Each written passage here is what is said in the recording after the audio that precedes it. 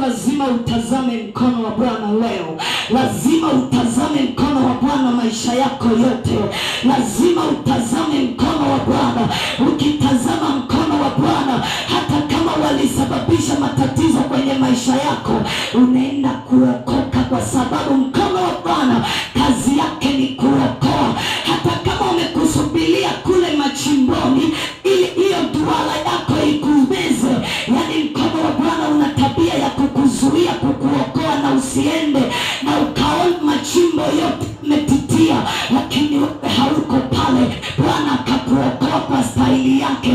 Nami niseme na wewe, unatazama nini kwenye familia yako?